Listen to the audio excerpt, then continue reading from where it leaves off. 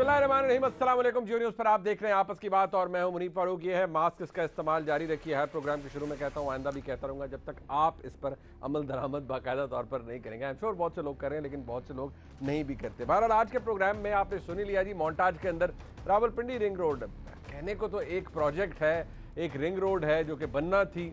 अब वो बनी तो अभी तक नहीं, इनफैक्ट अगर देखा जाए तो उसके ऊपर तो बाकायदा तौर पर काम भी शुरू नहीं हुआ सिवाय एक सेक्शन के। लेकिन उसके ऊपर जो कंट्रोवर्सी है वो बहुत ज़्यादा बढ़ चुकी है, यहाँ तक कि पंजाब की हुकूमत ने, वज़ीर आला पंजाब जनाब उस्मान बुज़दार साहब ने एक इंक्वायरी करवाई, फैक्ट फाइंडिंग इंक्वायरी करवाई। अब उस इंक्वायरी के नतीजे में जो रिपोर्ट सामने आई, उस रिपोर्ट के अंदर भी बहुत से सवालात आ गए। सबसे पहला सवाल यह आया कि ये 3 मेंबर कमेटी थी, लेकिन रिपोर्ट जब आई तो उसके ऊपर सिर्फ कमिश्नर साहब के साइन थे, कमिश्नर पिंडी के, और बाकी 2 साहिबान के साइन क्यों नहीं थे, उसके ऊपर भी एतराज़ उठाया गया। साथ ही ये इल्ज़ाम लगा दिया गया कि इस प्रोजेक्ट के अंदर अरबों रुपए, अरबहा रुपए खाए गए हैं, जबकि हुकूमत का यह मौक़िफ़ है कि नहीं जनाब, खाए नहीं गए, बचाए गए हैं। अब हुकूमत का मौक़िफ़ अपनी जगह मौजूद है, लेकिन दिलचस्प बात यह है कि सवाल यही है कि क्या इस रिपोर्ट के अंदर या अब तक की होने वाली कोई भी तफ्तीश जो कि की गई है उसके मुताबिक जुल्फी बुखारी साहब हों, गुलाम सरवर खान साहब हों, क्या इनके खिलाफ को वाज़ेह सबूत मौजूद है कॉन्फ्लिक्ट ऑफ इंटरेस्ट के, माल बनाने के, या उन्होंने किसी तरह को बदनवानी की है। जुल्फी बुखारी साहब का स्टांस ये है, वो अपने ओहदे से अलहदा हो गए। उन्होंने ये कहा कि मेरा इस मामले से, जो ज़राए भी ये बताते हैं कि कोई ताल्लुक़ नहीं, मेरी पुश्तैनी ज़मीन है और सिर्फ उनकी नहीं है, उनके पूरी फैमिली की है।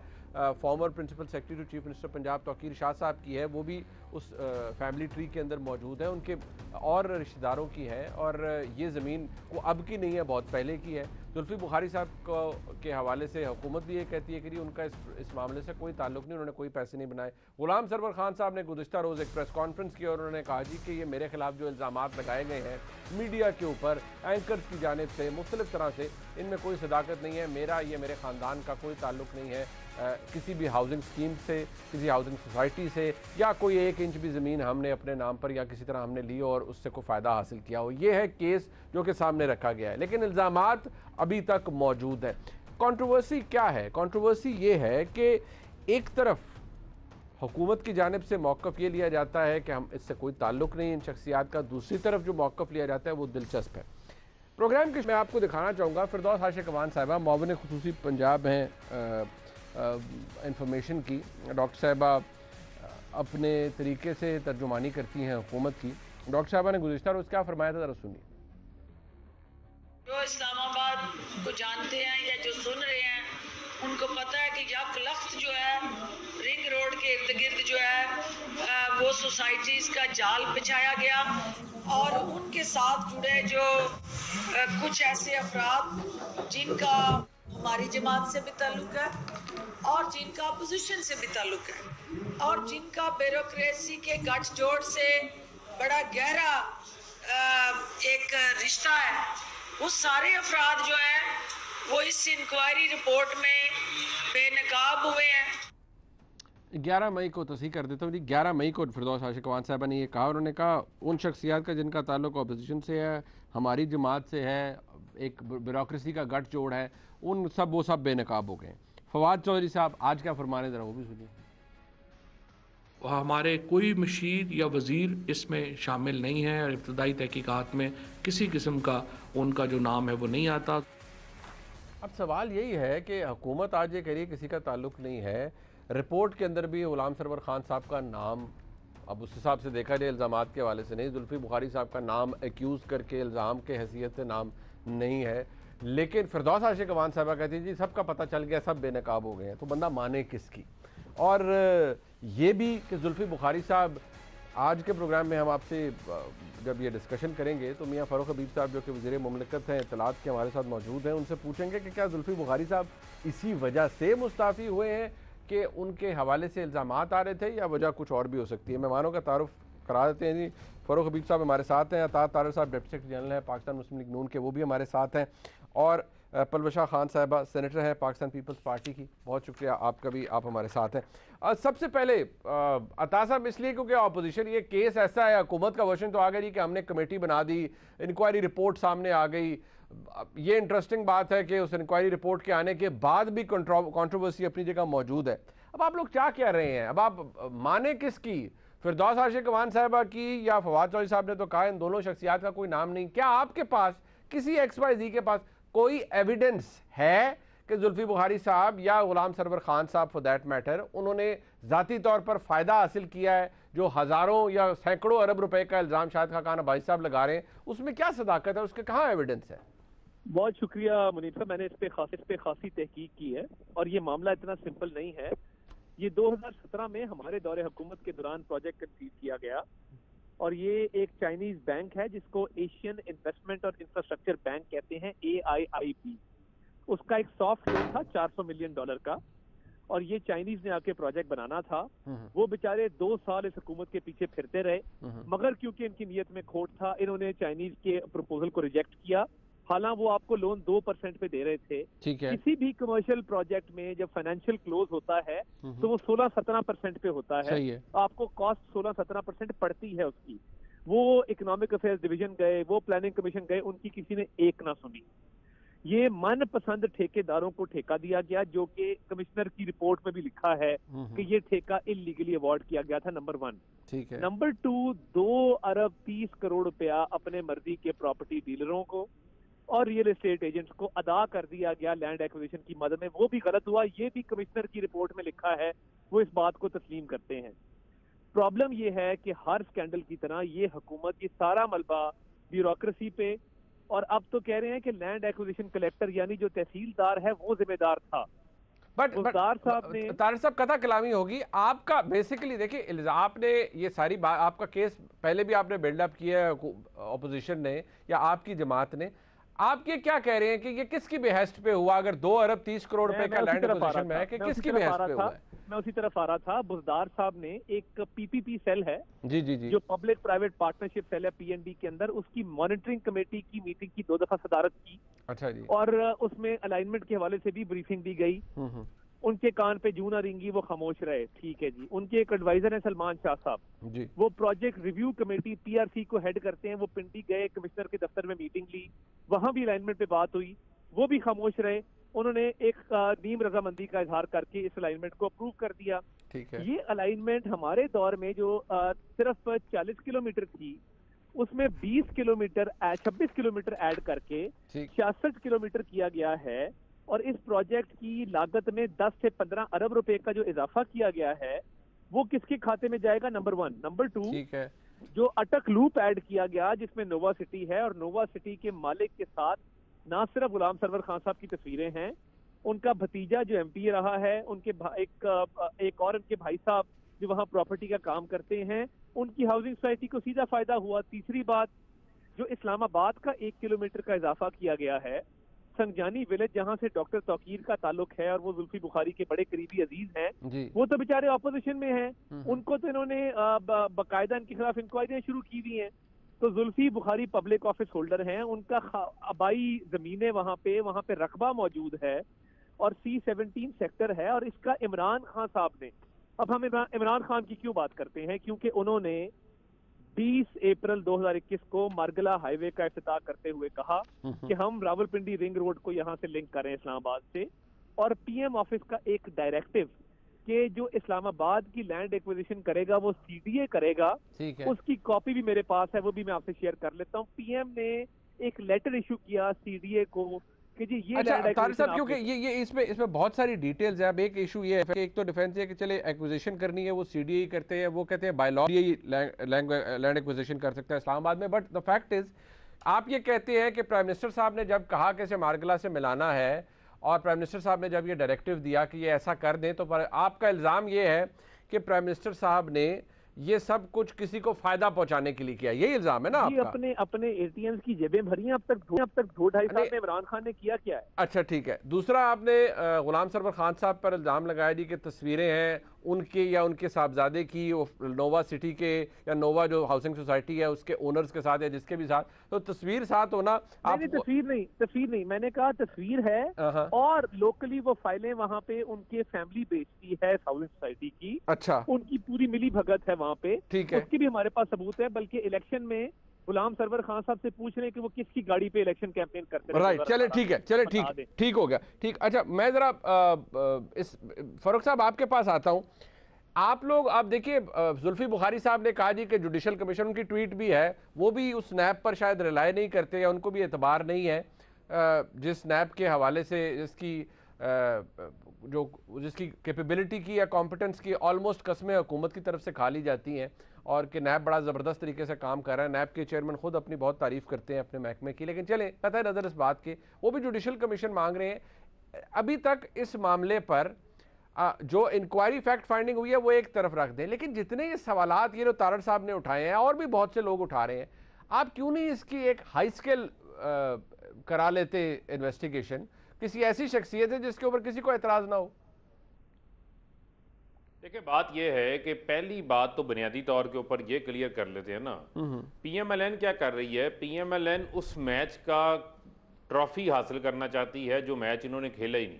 अच्छा, जिस मैच का जो है वो नतीजा भी आ गया, हकाइक भी खुद हमने बताए, उसके बाद ये उसकी ट्रॉफी क्लेम करने आ गए। वो कैसे आ गए मैं आपको बताता हूँ। बुनियादी चीज़ तो ये क्लियर कर लें कि ये कोई स्कैम आकर अपोजिशन ने नहीं बताया या पीएमएलएन ने नहीं बताया कि जनाब ये काम हो गया, ये रिंग रोड बन गई, जनाब ये हो रहा था। हालांकि ब्यूरोक्रेसी के अंदर ये वेल इंट्रेंस्ड हैं, इनकी सारे मामलात वहाँ पर हैं, और लेकिन वज़ीर आज़म को खुद जब इंफॉर्मेशन पहुंची, उन्होंने खुद एक फैक्ट फाइंडिंग कमेटी बनाई, उस फैक्ट फाइंडिंग कमेटी की रिपोर्ट आई, उस रिपोर्ट को खुद पब्लिक किया, ठीक है। और वो लोग जो उसमें प्राइमा फेशियली इन्वॉल्व नज़र आ रहे थे, चाहे वो कमिश्नर हो, चाहे उनके साथ मुतलका हमला हो, उनको उनके ओहदों से बरतरफ करके कार्रवाई भी की, और इसके ऊपर प्रेस कॉन्फ्रेंस भी जो है वो खुद पंजाब हुकूमत ने की। ये इनको तो बाद में याद आया ना कि हो ये भी कोई काम हो गया।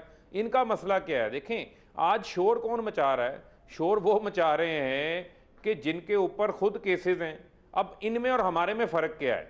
जुल्फी बुखारी का नाम टीवी पे आया, इन्होंने लिया, वो हाई मॉरल ग्राउंड्स लेते हुए मुस्ताफ़ी हो गए। उन्होंने कहा जी कि वज़ीर आज़म साहब ने कहा जब भी कोई इंक्वायरी हो उससे अपने आप को अलग कर लें, उनका अपना ज़ाती डिसीजन था, फैसला था, उन्होंने अपने आप को इंक्वायरी के लिए जो है वो पेश कर दिया। अच्छा। उसी फैक्ट फाइंडिंग के अंदर बड़ा वाज़े लिखा हुआ है कि इस केस को नैब के पास भेज दें। वो नैब ने उसका नोटिस भी कल का ले लिया। इस केस की सोसाइटीज़ हैं, उसकी इंक्वायरी FIA FBR करे, और वो जो अफसरान शामिल हैं उनके खिलाफ महकमाना कार्रवाइयाँ भी साथ में हों। जो रिकमेंडेशंस हैं उसके ऊपर गवर्नमेंट ऑफ पंजाब भी काम कर रही है। तो लिहाजा ये बड़ा कैटेगोरिकली क्लियर करने वाली बात है कि इस पे तो वज़ीर आज़म इमरान खान साहब ने विजिलेंस की एक आला मिसाल कायम की है। अच्छा। कि इनके दौरे हुकूमत में, ऑपोजिशन के दौरे हुकूमत में इन्होंने किसी काउंसलर से इस्तीफा नहीं लिया। इन्होंने कोई केस आज तक ये बताएं कि इन्होंने खुद से कोई केस नैब को भेजा हो। इंक्वायरी के बाद फरूख साहब मुझे एक बात बताएं, सुन लेना, इनका एतराज क्या है? सर कोई गल सुन लो ना एक मिनट। इनका एतराज क्या है? इनका एतराज ये होता है कि आप इस्तीफे ले लेते हैं, आप या वजारतें तब्दील कर लेते हैं, एक्चुअली कुछ नहीं होता। मतलब आप गैस वाला, बिल्स वाला मामला देख लें, गुलाम सरवर खान साहब की वजारत तब्दील कर दी, दवाइयों वाले मामले में आमिर कैनी साहब को मुस्ताफी करा दिया, बाद में सेक्रेटरी जनरल बना दिया पार्टी का। मतलब आप लोग ये सब करते हैं लेकिन एक्चुअली कुछ नहीं होता किसी के खिलाफ। और यहां पर भी कहते हैं स्केपगोट आप अफसरान को बना रहे हैं, सियासतदान का नाम नहीं सामने आएगा। नहीं, देखें बात ये है, अब बड़ी अच्छी बात आपने की। देखें, इसके ऊपर जो है अब तो मीडिया भी है ना, आप भी हैं, भी इसका फॉलो अप रखिएगा। इनके पास तस्वीरें भी हैं, ये वो तस्वीरें भी अदालत में लेके जाएं। कहते हैं हमने बहुत स्टडी की है, ये तमाम चीज़ें लेके जाएं, अपना पूरा जोर लगाएं, और जोर लगाकर हेर से पे, एलिगेशंस पे, इल्ज़ामात में ना रहें, बल्कि इस केस को जो है ये मुतलका इदारों में दरख्वास्त दे के ये फरीक बन जाएं। हमें कोई एतराज़ नहीं है। आज आप देखें ना कि वज़ीर आज़म इमरान खान इनकी तरह तो नहीं होगा कि अगर लाहौर का खोखर पैलेस कब्जा किया होगा तो उनकी सरपरस्ती करने मरीम नवाज पहुंच जाएंगी। अगर खुर्रम दस्तगीर ने पंप पे कब्जा किया होगा तो ये उनकी हमायत करने पहुंच जाएंगे।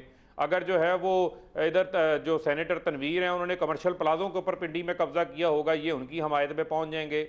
हम ये काम नहीं करेंगे। हमने हमेशा जो है एक हाई मॉरल ग्राउंड अपनी पोजीशन मेंटेन की है, और वज़ीर आज़म साहब ने ये साबित किया है कि हमारी हुकूमत के अंदर किसी किस्म का स्कैम बर्दाश्त नहीं होगा। ये कह रहे हैं कि टेंडर अवार्ड हो गया, मैं इन्हें चैलेंज करता हूं, टेंडर तो अवार्ड ही नहीं हुआ, बिड ओपन होने से पहले बिड कैंसिल हुई है। और दूसरी बात यह है कि पूरी दुनिया के अंदर पब्लिक प्राइवेट पार्टनरशिप के जो है वो प्रोजेक्ट्स होते हैं, ये पीपीपी मोड के ऊपर वायबल प्रोजेक्ट था। भाई मेरे, आप तो हमें कशकोल विरासत में दे के गए हैं, अब आप चाहते हैं हम भी आपकी तरह कशकोल लेके पूरी दुनिया में फिरते रहें। और भाई कर्जों से जान छुड़वानी है। पीपीपी मोड के ऊपर अगर कोई सरमायाकारी करता है तो उसका पूरा एक प्रोसेस है, फाइनेंशियल ट्रांजैक्शन एडवाइजर हायर होता है, उसकी वायबिलिटी बनती है, उसकी बिड होती है, फिर लोग आते हैं। क्या पाकिस्तान के अंदर पीपीपी के तहत क्या पहले प्रोजेक्ट्स नहीं हुए? ठीक है, दोबारा वापस आते नहीं, हमारे साथ रहिए।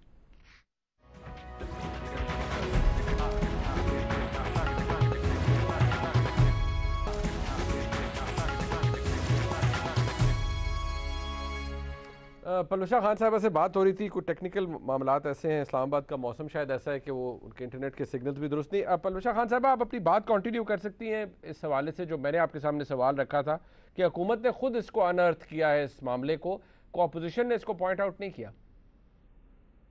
बात असल ये है, मैं आपको बता रही थी कि कुछ जो मैग्नीट्यूड है, जो स्कैंडल नदीम बाबर साहब से लेके तरीन खुसरो साहब, रज़ाक दाऊद साहब, BRT अदवायात, और अब इसका जो हुजम है, ये तो एक रात में जो एक इनकी सोसाइटी एक रात में रजिस्टर हुई और फिर उसकी 30,000 फाइलें बिकी, तो एक एजेंट ने एक माह में एक एजेंट ने 34 करोड़ कमाए। ठीक है जी। अब आप इससे अंदाजा लगा लीजिए कि जब इन्वेस्टिगेशंस होंगी और सामने आएगी तो ये मामला कितना बड़ा है। अब बात यह है कि ठीक है, इससे पहले मैं आपको बता रही थी नदीम बाबर साहब के ऊपर जब इल्जाम आया 330 अरब का, तो असद उमर साहब का बयान अभी मैं देख रही थी कि उन्होंने उनको कहा कि हमने उनको स्टेप डाउन करवाया, हमने उनसे इस्तीफा दिया। ठीक है। अब बात यह है कि इस वक्त भी आपने इस्तीफा लिया, लेकिन आप ये भी बता दीजिए कि फिर ये जो रकम है इसमें से कितना वापस आया या कितना हुकूमत पाकिस्तान ने वापस लिया। देखिए, इस्तीफा देना जो है या इस्तीफा ले लेना जो है, दैट इज नॉट इनफ। अब एक आदमी इतना बड़ा अगर खांचा कोई लगा जाए, लोगों की उम्र भर की कमाइयां चली जाएं जिन्होंने जमा करके ये प्लॉट खरीदे, तो क्या ये काफी है कि यह अनर्थ हो गया है? क्या ये काफी है कि जो लोग इन तमाम स्कैंडल्स में नामजद हैं, मतलब इसको मैं अगर ऐड करूं इन तमाम चीजों को, तो 1 खरब के करीब ये मोटे मोटे स्कैंडल्स, और इसमें से बहुत से मैं अभी मिस कर रही हूँ। लिहाजा इनमें से कितना पैसा, चले 4-5 ही देख लें, ये जो आपका दवाइयों का है, ये जो रज़ाक दाऊद साहब का था, BRT का था, खुसरो साहब का और तरीन साहब का आटा चीनी वाला, या नदीम बाबर साहब का, इसको तो अभी छोड़ देंगे रिंग रोड को, इसमें से कितना पैसा वापस आए मेरे इल्म में तो नहीं है। और इनसे जो इस्तीफे लिए गए उसके बाद हमें तो ये भी पता नहीं कि लोग अभी हैं कहाँ। हमें ये पता भी नहीं कि जो हमारे फाइनेंस मिनिस्टर थे, एडवाइजर थे, वो आजकल कहाँ हैं। और अब जो हमारे शौकत तरीन साहब आए हैं, उन्होंने जो कहा कि हफीज शेख साहब ने IMF से जालिमाना जो हैं वो शराइत पर कर्जे लिए, तो मुझे बताइए क्या कोई उसके ऊपर इंक्वायरी हुई कि उन्होंने किसके कहने पर मुल्क को इस मुसीबत में झोंका, या कितने में मुल्क को बेचा गया, और वो खुद कहाँ से है? गवर्नमेंट बिलीव्स के लोगों को उनके ओहदे से अलग कर दे, हटा देना, या किसी को, देखिए, किसी को मंजर आम से गायब कर देना या उसको पसे पर्दा डाल देना, उससे इस्तीफा ले लेना, क्या ये मदावा है उस तमाम रकम का? सवाल ये है कि इन्होंने तो बहुत पैसे बाहर से लाने थे, बहुत पैसे, मनी लॉन्ड्रिंग, क्या क्या, इतने 100 अरब रोजाना के पता नहीं कितने, अब मैं भूल रही हूँ, जितने पैसे ये क्लेम करते थे, वो तो एक तरफ है। लेकिन ये बताइए कि ये जो है, जो आप कहते हैं आपने इंक्वायरी रिपोर्ट की, ठीक है, आपने इंक्वायरी रिपोर्ट्स की, आपने इंक्वायरीज की, मुझे बता दीजिए उसका नतीजा क्या हुआ। अच्छा चले, let me connect the dots here ना। देखिए तारड़ साहब, ये इल्ज़ामात अपनी जगह, ये फ़ारूक हबीब साहब कह रहे हैं टेंडर नहीं हुआ, कोई पब्लिक एक्सचेकर का नुकसान नहीं हुआ, फवाद चौधरी साहब कहते हैं जी कोई ताल्लुक नहीं, हाई मॉरल ग्राउंड के ऊपर लोग अलहदा हुए। इंक्वायरी रिपोर्ट के अंदर वो जो नोवा सोसाइटी है उसके हवाले से जो लिखा वो भी पलवशा खान साहबा कह रही हैं, but the fact remains, government बार बार ये कहती है कि आपके पास है एविडेंस, आप ले आए, अब कोई आगे इंक्वायरी होगी, नैब ने इसका नोटिस ले लिया है, एंटी करप्शन, वो एंटी करप्शन पंजाब है वहाँ पर मामला चल रहा है, ऑल्दो एंटी करप्शन पंजाब कहाँ से ऑपरेट हो रही है ये भी सबको पता है। मतलब जहाँ पर भी मामला चलेगा आप ले जाएं एविडेंस, अगर आपके पास किसी वजीर के खिलाफ एविडेंस है तो। मेरा ख्याल है फारूक हबीब साहब को 2 अरब 30 करोड़ रुपया इस कौम का कोई पैसा नहीं लगता। अगर यहाँ पे शहबाज शरीफ का नाम साथ अटैच होता तो ये गला फाड़ फाड़ के बताते कि किस तरीके से ये पैसा खर्च किया गया है। मुनीब साहब, इस कौम का 2 अरब 30 करोड़ रुपया रावलपिंडी रिंग रोड प्रोजेक्ट के तहत मुख्तलिफ लोगों में बांट दिया गया है, उनको अदा कर दिया गया है। वो पैसा कौन वापस लाएगा, वो उन लोगों से कौन जब्त करेगा? ठीक है। और देखें, ये जो खाता है तो बताता भी है कि पॉलिसी है ना कि हमने ही बताया है। ये बड़े फख्र की बात कि हम प्रोक्लेम डाकू हैं, हम पूरी दुनिया में चोर मशहूर है जी। हमने ये प्रॉब्लम ये है कि जब कोई हल्का सा अखबार में या कोई टीवी पे टिकर चल जाए कि ये नया स्कैंडल आने वाला है, इनको प्रॉब्लम ये है कि ये उस बैड पब्लिसिटी से बचने के लिए ये बनाते हैं इंक्वायरी कमेटी। गुलजार शाह कौन है? गुलजार शाह डस्के का मशहूर तरीन कमिश्नर गुजरांवाला, जिसने वो 20 प्रिजाइडिंग ऑफिसर उठाए, जिसके खिलाफ इलेक्शन कमीशन के पूरा ऑर्डर लिखा हुआ है कि ये इस अहल ही नहीं कि इसको कमिश्नर लगाया जाए। सुप्रीम कोर्ट तक मामला गया, उसको कमिश्नर पिंडी लगाया, उससे मनपसंद इंक्वायरी कराई और उसके बाद डीसी ने कहा जी मैं साइन नहीं करता। पहली लाइन उस इंक्वायरी की ये है कि ये ठेका इलीगल है। दूसरी लाइन उस इंक्वायरी की ये है कि ये पैसे भी इलीगली अदा किए गए 2 अरब 30 करोड़ रुपया, और ये तहसीलदार और कमिश्नर ने किए, कैप्टन महमूद ने। मैं कहता हूं कि बुजदार साहब मीटिंग में सो रहे थे, इमरान खान साहब जब अप्रूवलें दे रहे थे सो रहे थे, सलमान शाह साहब को नहीं पता था। यानी नाहिल भी हैं, नालायक भी हैं, नाक के नीचे इतना बड़ा डर, उसका पता भी नहीं कि बेनिफिशियरी कौन है। इतने अगर ये मासूम हैं और ये वाकई को बनाना रिपब्लिक बन गई है, तो इनको चाहिए कि सर्कस लगा लें, वहां पे जाके कोई एक पहिए वाली साइकिल चलाए, कोई मुंह से आग निकाले, कोई ऊपर से जंप करे। मतलब ये क्या तमाशा लग गया इस मुल्क के अंदर। अच्छा। यानी आप और मैं चैलेंज करता हूं, अगर ये वाकई इनकी नीयत ठीक है, ये कल सुप्रीम कोर्ट को खत लिखें। अच्छा। उन्हें कहें कि जी आप जुडिशियल कमीशन बनाएं, ठीक है, इसका फोरेंसिक ऑडिट हो। ये कभी नहीं लिखेंगे, ये मिली भगत की इंक्वायरियां करना चाहते हैं, उसको छोड़ दें, शुएब सडल से इंक्वायरी करवा लें। अच्छा। बड़ा नेक नाम अफसर है पुलिस का, आ जाए करें बात। ठीक है। तो ये सिर्फ मिली भगत है। अच्छा चले, ये मुझे भागना चाहती हैं, पूछ लेने दें, तहसीलदार पे मामला डाल के निकल जाएंगे। ठीक है, अब ये शुएब सडल साहब से करा लें या सुप्रीम कोर्ट से करा लें। फरूक हबीब साहब, आप लोग इन पे कहते थे नहीं, वो जो खाता है तो लगाता भी है। इन्होंने कहा है आपके हवाले से भी खाते हैं तो बताते भी हैं। ये जितने लोगों के बारे में आपने बता दिया, इस्तीफे ले ले, और कुछ नहीं होया। पैसे की गल हमारी बहन फलवशा खान ने की कि पैसे आप लोग खाली पता लग जाता है, वापस कुछ नहीं आता। यहाँ पे भी वो तारड़ साहब कह रहे थे 2 अरब 30 करोड़ रुपया किसी ना किसी का तो गया होगा, और अगर किसी ने सारे खाते में पैसा बनाया है गवर्नमेंट एक्सचेकर से नहीं भी वैसे फायदा उठाते हुए, उसकी भरपाई कहाँ से होगी? देखें, बुनियादी चीज़ फिर मैं आपको ये कहूँगा कि इनमें और हमारे में फ़र्क क्या है। इनमें और हमारे में फ़र्क ये है कि इनके यहाँ जो क्राइटेरिया है, जो म्यार है ओहदों पर फायज़ होने का, मिनिस्ट्रीज़ पे फायज़ होने का, वो ये है कि किस मिनिस्टर ने, किस ओहदेदार ने कितनी बड़ी करप्शन की है, वो कितना बड़ा जो है वो अपने ओहदे का आगे नाजायज़ इस्तेमाल करता है, वो इनके लिए सूटेबल होता है। हमारे यहाँ मामला मुख्तलिफ है। ठीक है, हम पहली बार गवर्नमेंट में आए हैं, हमारे सामने जब कोई चीज़ सामने आई तो हमने इंक्वायरीज करवाई। ये क्या किया करते थे, इनके दौर के अंदर इतनी सियानी आग थी कि वो लाहौर में जाके LDA प्लाजा में लग जाया करती थी, जहां पर मेट्रो का रिकॉर्ड पड़ा होता था। अच्छा। वो जाकर नंदीपुर में आग लग जाया करती थी, जहां पर नंदीपुर की सारी इनकी कारस्तानियां, कार्रवाइयां वहां पर पड़ी होती थी।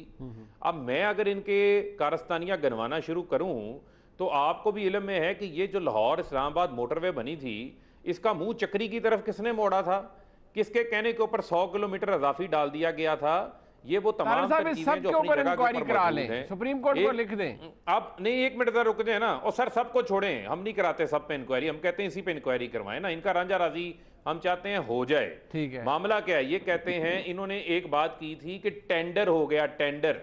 मैंने उसको कैटेगोरिकली डिनाई किया, टेंडर नहीं हुआ, टेंडर अवार्ड नहीं हुआ। जहां तक रह की बात लैंड एक्विजिशन की, तो तारड़ साहब आपकी इतला क्लियर है कि ये सिर्फ 2.5 अरब रुपए की लैंड एक्विजिशन नहीं होनी थी भाई मेरे, ये अरबों रुपए की लैंड एक्विजिशन होनी थी। अगर जो प्लान इन्होंने चेंज किया, अलाइनमेंट चेंज की, वो कहते हैं 2.5 जा चुका है, सुन लें वो। और सर सुन तो लेना, वो 2.5 भी वापस आ जाएगा, 2.5 गया वापस आ जाएगा। इनकी तरह नहीं है कि लंदन चला जाएगा। अच्छा। इनकी तरह नहीं है कि लंदन चला जाएगा और वहां जाके बीमार हो जाएगा। सुन लेना। अच्छा। इनकी तरह नहीं है लंदन चला जाएगा, वहां बीमार हो जाएगा, भगोड़ा हो जाएगा और वहां बैठ कर अल्ताफ हुसैन पार्ट 2 बन ढाई जाएगा, ये अरब वापस आ रुपए जाएगा। की बात हो रही है, कोई और ना ये समझ कोई लेना। मामला नहीं। करप्शन की आपको नहीं नवाज मैं शरीफ आपको याद आ रहा है, इतना नहीं नवाज सुन लें शरीफ सुन लें आपके साथ पे सवाल। सर, सिंपल बात है, सुन लें ना, सुन लें। जिन लोगों को पेमेंट जब लैंड एक्विजिशन होती है सेक्शन 4 लगाया जाता है, ठीक है, वहां पर एक रेट मुकर्रर किया जाता है, उस रेट के तहत पेमेंट्स होती हैं। जो पेमेंट्स अगर हुई हैं तो उनमें देखना पड़ेगा कितने के चेक कैश हुए। फर्क साहब इस सारी डिटेल को छोड़ दे, मुझे बताएं इंक्वायरी करानी है साहब नहीं करानी? कैंसिल कर दिया जाता है, सुन लेना सर, सुन लेना, उस प्रोसेस को कैंसिल हो जाएगा, ऑटोमेटिकली पेमेंट्स वापस आ जाएंगी। वो लोग भी इधर हैं, वो लोग इतने शायद तगड़े नहीं होंगे इल्जाम की तरह लंदन चले जाते हैं। गवर्नमेंट पे लग रहा है ना, आप लोग इंक्वायरी किसी हायर जगह से करा लें सर, सुप्रीम कोर्ट को हाथ लिख ले, कहीं कर लें सर। सुन लेना सर, सुन लेना, सुन ले। आज इनको सुप्रीम कोर्ट की इंक्वायरीज बहुत याद आ रही हैं, अच्छी बात है। तो ये वो जो JITs हैं, जो सुप्रीम कोर्ट की पहले फैसले हैं, जो पहली इंक्वायरीज हैं, ये आज खुलेआम के ना हम उनको मनोवन कबूल करते हैं जहां से ये नाहल हुए हैं। अच्छा। हम भी सुबह कमीशन बना देते हैं, इंक्वायरी करवा देते हैं, ठीक है, और हम भी उस पे चला जाते हैं। अच्छा। लेकिन फिर भी मैं आपको कहूं, हमने जहां से इंक्वायरी करवाना चाहते हैं, जहां ये जाना चाहते हैं, हमें कोई खौफ नहीं है। भाई इमरान खान तो वजीर आजम, वजीर आला वजीर आजम नहीं था, वो तो बाहर से पैसा कमा के पाकिस्तान लेकर आया था। अच्छा। अपना फ्लैट बेच के लेकर आया था। उसने 40 साल कमाई का हिसाब दिया, 60 डॉक्यूमेंट दिए थे। आपकी तरह नहीं, सुन लेना, सुन ले मुनीर, सुन ले एक मिनट। इनकी तरह नहीं कि कतरी खत ले आए थे, जाली ट्रस्ट डीड ले आए थे। मेरी लंदन में क्या पाकिस्तान में हम जेल चले गए ना, हमने भुगत लिया। इसका बड़ी प्रॉपर्टियां निकल आई थी। नवाज शरीफ नहीं है। अच्छा, आई एम सॉरी, ये कोई जवाब नहीं है। मैं तो जवाब अपने दे चुका हूं। नहीं ना फारूक साहब, मैं तो अपने जवाब दे चुका हूं। सर आपने कहा करवा लेते हैं इंक्वायरी को भी तो आईना दिखाना चाहता हूं। अच्छा सर, आप बिल्कुल आईना दिखाएं। मैं भी थोड़ा आईना दिखा लूं। सर आप दिखाएं। फारूक साहब मैं तो ये कह रहा हूं, आप इस बात पर एग्री करते हैं कि सुप्रीम कोर्ट को खत लिखा जाए या शोएब सड्डल साहब की सरबराही में या ऐसे किसी इंडिपेंडेंट आदमी की सरबराही में वो कमीशन बने? सर गुजारिश सुन लें ना, सर गुजारिश सुन लें। क्या मुझे इनसे एक सवाल पूछ लें, क्या इनको जितने भी कमीशन बने हैं वो सारे कमीशन कबूल हैं? अच्छा। या जिन कमिश्नरों की पहली रिपोर्टें आई हैं वो कबूल है? और भाई एक ब्रॉडशीट का भी कमीशन बना था, वो भी एक सुप्रीम कोर्ट के रिटायर्ड जज ने बनाया था। उसके ऊपर तो जमीनों आसमान इन्होंने एक कर दी थी पकड़ के। तो लिहाजा ये मीठा मीठा हप हप वाला कार्रवाई छोड़ दें, कार्रवाई छोड़ दें ना ये वाली। नहीं अच्छा, अब नैब भी मौजूद है, मीडिया भी मौजूद है, इंक्वायरी होगी, ये दूध का दूध पानी का पानी हो जाएगा। अच्छा। और हम तो खुद केस भेजने वाले हैं। ठीक है, हम तो जो है वो एक अखलाकियात का एक आला हाई मॉरल ग्राउंड लेके खड़े हैं। नहीं वैसे वो अजीब मॉरल ग्राउंड है, अजीब मॉरल ग्राउंड है। चोर कोतवाल को डांटे। और सर बात सुने ना, वो अजीब हाई मॉरल ग्राउंड है। एक तरफ आप एंटी करप्शन पंजाब को भेज रहे हैं जो कि इस्लामाबाद से कंट्रोल होता है, और दूसरी बात ये है उसका नाम एंटी करप्शन पंजाब है और कंट्रोल इस्लामाबाद से होता है। सर दूसरी बात आप नैब को कह रहे हैं, वो नैब ने नोटिस साहब आपको सर जहां से मर्जी, सर सुन लेना, जहां से मर्जी कंट्रोल होता हो, लेकिन इनके दौर में एंटी करप्शन पंजाब की जो रिकवरी थी वो 0 थी।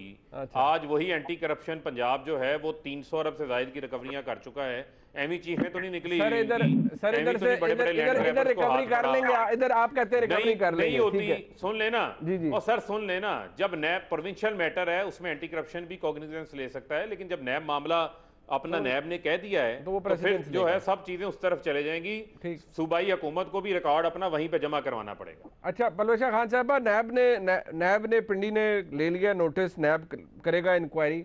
और वैसे जुल्फी बुखारी साहब का ने नैब का जिक्र नहीं किया अपनी ट्वीट में। उन्होंने कहा जी जुडिशल कमीशन बन जाए, कर ले इंक्वायरी। और बादियों नजर में ऐसे लगता नहीं है कि जुल्फी बुखारी साहब ने कोई फायदा इससे उठाया है, उनकी तो एंसेस्ट्रल जमीन है। देखिए बात यह है कि जो पहले इंक्वायरीज नैब ने की हैं, जो इंक्वायरीज इनिशिएट हुई हैं, जो नैब ने आटा चीनी पे की है, दीगर चीजों पे की हैं, उनका क्या बना आज तक? आज 3 साल होने को आए हैं, उनके ऊपर आपको क्या पेशरफ्त नजर आई है? क्या किसी को पकड़ा गया? क्या किसी से कोई रिकवरी हुई? क्या इन्वेस्टिगेशन हुई? ये आपको पता है, हमें पता है, किसी को कुछ पता नहीं। लिहाजा अगर नोटिस ले लिया है तो अच्छी बात है, लेकिन उसका बनना और निकलना उसका कुछ नहीं है। क्योंकि आप अगर ये कहें कि हमने किसी से इस्तीफा दे लिया है, लेकिन वो जो नुकसान हुआ है, जो लोगों की जेबों से पैसे गए हैं, वो कहाँ है? किसी की जेब में तो गए हैं ना, वो हवा में तो नहीं उड़े। और ये कोई हसीन इत्तेफाक नहीं होता कि इस तरह की डाइवर्जन्स इतनी बड़े उसमें हो जाएं, प्रोजेक्ट्स में, किसी को पता ना चले, ये कोई इत्तेफाक नहीं है, या फिर बहुत ही हसीन इत्तेफाक है कि वो चंद वफाकी वज़रा और जो है मुआवनीन खसूसी की ज़मीनों में से गुजर जाएं और एक एक एजेंट 34-34 करोड़ रुपए एक माह में कमा ले। ये सब चीज़ें कोई मौजज़ाना तौर पे नहीं होती, और ये भी कोई जो है इसकी दलील नहीं है कि हम पकड़ लेते हैं, हम उनको निकाल देते हैं, हम इंक्वायरी बिठा लेते हैं, लेकिन उसका नतीजा कोई नहीं निकलता। फिर हम कहते हैं कि इस मुल्क पे माफिया काबिज है। अगर इस मुल्क पे माफिया काबिज हैं और वही हुकूमत चला रहे हैं, तो फिर जो हमारी हुकूमत है उसका क्या जवाब बनता है यहाँ बैठने का। और अगर माफिया को नहीं पकड़ा जा सकता, क्योंकि अल्टीमेटली ये भी आप माफिया पर ही डालेंगे जो नजर आ रहा है, और अगर तमाम इस काबीना में चंद ही शायद लोग रह गए हों जिन पर स्कैंडल्स ना हो, वो काबीना का हिस्सा उनमें से अक्सर तो हैं, और वो अपने वजीरों के हाथ ना पकड़ सकें और दोनों हाथों से रास्ते मदीना में जो है वो ये इस किस्म की चोरी हो, तो फिर आप मुझे बता दीजिए कि फिर ऐसा ही है ना जैसे कि एक हाथ से कश्मीर जो है मोदी के हवाले हुआ, अच्छा, दूसरे हाथ से बना के आपने वापस डाल लिया। आप लोग कहते हैं इंक्वायरी करा लें किसी हायर जगह से, अच्छा मेरी यार सुने, कहा गया ठीक, आप लोग कहते हैं इन्वेस्टिगेशन किसी और प्लेटफॉर्म से या हायर प्लेटफॉर्म से हो जाए, मुस्लिम लीग नून ये कह रही है। आप भी एक तो बता दें कि आपकी जमात क्या चाहती है इस हवाले से। दूसरा, ये मुस्लिम लीग नून ये भी एलेज कर रही है कि जी एज वी स्पीक ये रिकॉर्ड बड़ा टेम्पर हो रहा होगा और अब तक इसके साथ रिकॉर्ड के साथ कोई हेरा फेरी हो चुकी होगी, और ये सब लोग जिनकी तरफ अगर इशारा है इंक्वायरी कमेटी के रिपोर्ट के अंदर, तो ये सब लोग एग्जॉनरेट हो जाएंगे, फारग हो जाएंगे। सियासी लोगों की मैं बात कर रहा हूँ। देखिए, एक इनका इमरान खान साहब ने एक मुझे अगर if my memory doesn't fail me, इन्होंने कहा था कि नवाज शरीफ साहब को कहा था कि चूंकि वो वजीर आजम हैं और पैनामा स्कैंडल जब आया था वो वजीर आजम होने की हैसियत से वो असरअंदाज हो सकते हैं, और दीगर लोगों के लिए भी इनका जो पोजीशंस ऑफ पावर में थे उनमें ये कॉन्फ्लिक्ट ऑफ इंटरेस्ट का भी एक बड़ा जिक्र करते थे, और ये कहते थे कि अगर कोई ऐसी पोजीशन में हो जहां वो इन्फ्लुएंस कर सके तो उसको उस वक्त तक इस्तीफा दे देना चाहिए जब तक कि वो मासूम साबित ना हो जाए। तो लिहाजा अब बात यह है कि अगर ऐसी जगह पे इंक्वायरी जाती है, अभी इस पे हम अपना मौकफ देंगे वाज़े एक आध दिन तक, लेकिन अगर ऐसी जगह इंक्वायरी जाती है जहां कोई शाइबा हो कि उस पर हुकूमत किसी तरह से इन्फ्लुएंस हो सकती है, तो फिर उस इंक्वायरी की क्या हैसियत रह जाती है, आप मुझे बता दीजिए। और अगर चंद वो तहसीलदारों को और चंद सरकारी अफसरों को पकड़ के हमने इसमें उनको ही कुर्बानी का बकरा बनाना है, तो भी इस सारे मामले की कोई हैसियत नहीं। लिहाजा जहाँ आप ये इंटरेस्टिंग बात है कि इंक्वायरी रिपोर्ट में तहाइफ, कुछ ऐसे तहाइफ भी हैं जिनकी कुछ कंसर्न क्वार्टर्स में जो है वो डिटेल जा चुकी है, जो एक्सचेंज हुए हैं। ठीक, अब कितनी मजे की बात है कि अरबों रुपए के डाके पड़े तो कोई हाथ ना डाले। बिल्कुल ठीक लेकिन 8 अरब का केस अभी चंद दिन पहले आसिफ अली जरदारी साहब पर नैब ने रेफरेंस फाइल किया है। ठीक है, और ये तहफ़ कहाँ गए कुछ पता नहीं, लेकिन तोशे खाने का रेफरेंस जो है वो एक वक्त में अदालत में जो है 2 प्राइम मिनिस्टर्स और एक सदर जो थे चेयरमैन सेनेट, वो उस वक्त खड़े होकर उसके जवाब दे रहे थे। लिहाजा ये जो है ना, ये ठीक हो गया। आपके नज़दीक इसके ऊपर सवाल है लेकिन होनी चाहिए। मियां फ़ारूक हबीब साहब हमारे साथ हैं जी, ब्रेक के बाद उनसे ज़रा एक्सक्लूसिवली कुछ बात करेंगे। मैं पलवशा खान साहबा को और तारा साहब का शुक्रिया अदा करता हूँ। मियां फ़ारूक हबीब साहब हमारे साथ हैं, ब्रेक के बाद ज़रा उनसे कुछ बात हो जाए एक अहम मामले पर। जुल्फी बुखारी साहब ने इस्तीफ़ा तो दे दिया, लेकिन किस वजह से दिया असल में, उस पर बात हो जाए ब्रेक के बाद।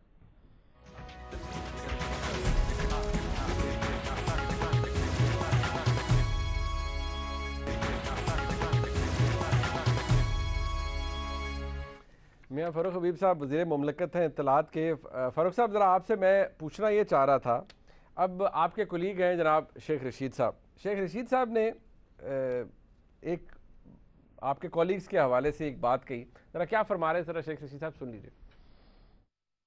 6 या 5 वुज़रा थे जिनकी मुलाकातें हुई इस्टेब्लिशमेंट में कुछ लोगों से। सुना मैंने खान साहब से ये बात। आपने सुनी है? मैंने खान साहब से ये सुनी है। उसमें असद उमर थे, परवेज जो भी थे, नाम लेने का क्या फायदा। मैंने खान साहब से ये बात सुनी है। जब वो मिल के आए तो इमरान खान नाखुश क्यों थे?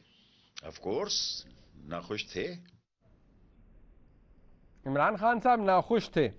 अब इत्तलात ये भी है कि ज़रा ये भी कहते हैं कि जुल्फी बुखारी साहब वॉज वन ऑफ देम, जो लोग गए थे वहाँ पर मुलाकात के लिए। और आपने कहा कि वो moral ground, high moral ground रखते हुए अलहदा हो गए, इस बात में कितनी सदाकत है फारूक साहब के वज़ीर-ए-आज़म अपसेट हैं इस बात से कि उनके वुज़रा, उनकी कैबिनेट के लोग मुक़्तदर हलकों से मुलाकातें कर रहे हैं? देखें, बात यह है कि वज़ीर-ए-आज़म साहब अपनी तरजीहात के ऊपर फोकस्ड हैं। जो शेख साहब ने बात की या जिसने जिस तनाजुर के अंदर सवाल किया उसके ऊपर बेहतर तो शेख साहब बात बता सकते हैं। मैंने तो वज़ीर-ए-आज़म को जो है वो हमतन जो है अपने रोज़मर्रा की जो कारोबार हुकूमत है उसके अंदर मसरूफ़ देखा है। ठीक है। आप देखें कि वज़ीर-ए-आज़म इमरान खान साहब ने कल जो इंतहाई प्रेशर था उसके बावजूद अवाम के ऊपर पेट्रोलियम की कीमतों का बोझ ट्रांसफ़र नहीं होने दिया। पेट्रोलियम लेवी जनवरी में 24 रुपये थी, उसको कम करके 4 रुपये के ऊपर ले आए हैं। पेट्रोल के ऊपर सेल टैक्स और दीगर टैक्सेस के ऊपर भी एडजस्टमेंट की। इस महीने हुकूमत ने खुद रेवेन्यू के ऊपर 7.25 अरब रुपए का बोझ जो है वो बर्दाश्त किया, जो अवाम पे डलना था वो नहीं डाला, क्योंकि महंगाई को वो कंट्रोल करना चाहते हैं। वो हाउसिंग के मंसूबे पे फोकस्ड हैं। कल वो मोमन डैम के विजिट के ऊपर जा रहे हैं, उसकी तामीर को जायजा लेने जा रहे हैं।